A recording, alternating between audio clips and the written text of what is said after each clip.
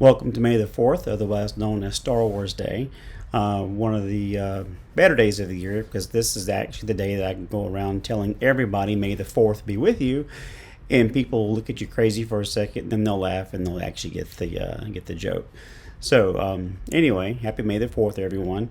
Thanks very much for watching this special edition of Dicejunkies, which is just me, Blood Axe, the resident Star Wars fan, Star Warsaholic, whatever you want to call me.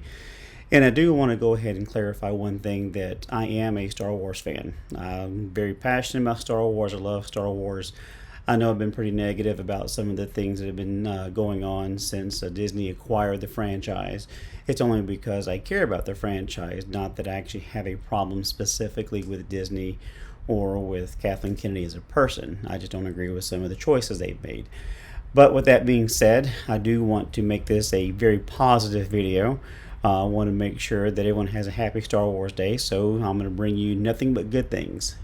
Good news, good items. So, speaking of good news and good items, the Bad Batch will be launching today on Disney Plus. Very excited about that, because we're now going back to the prequel area to where we can actually see more about Clone Force 99. This should be 2 episodes this week, one today and then Friday, and then subsequent Fridays from there, is my understanding. So we'll probably be discussing the Bad Batch on the show, so definitely stick around and look forward to that. Speaking of the Bad Batch, if you go to StarWars.com, there is a quiz that actually you can take. It's about 10 questions, and it's just personality questions, very simple. But it's one of these fun little things that you can actually see which of the clones you identify with the most. About 15 years ago, these were very, very popular on MySpace, and so it's a similar concept from what we used to do back then. And yes, I'm dating myself. Of those of you that don't know what MySpace is, it was kind of before Facebook, and it was the cat's meow, because you could go in and write HTML code and have fun with that with your friends. But Facebook kind of won the social media wars at that time.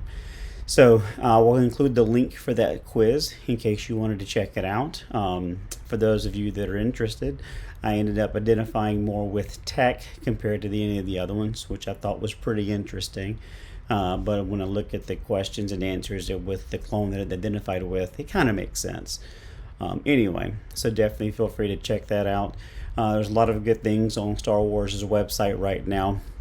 One of the more interesting ones that I found, and I'm going to give credit to Doomcock for pointing this out along with the next item, is there is some art that is strictly the George Lucas characters with the addition of Clone Force 99. It is nothing sequel at all. Mrs. Bloodaxe did point out the Mandalorian was missing along with Grogu. A little bit of a disappointment, because he kind of falls in that era, but I understand that it's post Return of the Jedi, and that seems like where they drew the line as far as the characters for this art. So I am going to include that here so you can see what the art looks like. But it's really well drawn, very cool. And one of the things that I like most about it is Luke Skywalker, who has gotten a lot of bad reviews for his character in The Last Jedi, is prominent. And so we're hopefully re-embracing one of my childhood heroes, and hopefully we'll see some more good things to come from him, because at the end of The Mandalorian Season 2, we definitely saw a lot of good things from Luke Skywalker. In addition to Doomcock, he has confirmed some of the things that I've been talking about for a couple of months now here on Dicejunkies, in that Jon Favreau is trying to get Disney executives to allow him to bring back Gina Carano as the Cara Dune character. I've talked about it in the past, that I've heard through a couple of different guys that I follow, that Jon Favreau has been trying to bring back Cara Dune in some capacity. At first, it was simply, can we bring her back for episode 1 of season 3 of The Mandalorian? Well, now Doomcock's reporting that they're trying to bring her back not only for just the first episode, but also for season 3, plus other projects, which we could only assume that would be Rangers of the New Republic.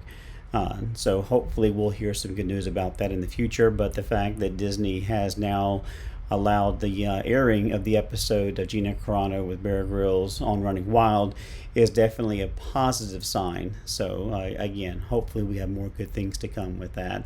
And I'm also going to include a link to Doomcock's video, so if you want to check it out for yourself, you're more than welcome to do so. Anyway, hope everyone has a very, very happy May the 4th. And as always, may the Force be with you all. And thank you very much for watching.